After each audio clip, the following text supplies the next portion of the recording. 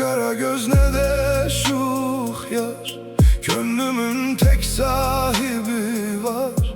Gülüşünden doğur bahar, sarışınım, ay sarışın. Saçlarında güneş yatır, bakışların kalbi çağır. Seni gören heyran kalır. Sarışınım, ay sarışın.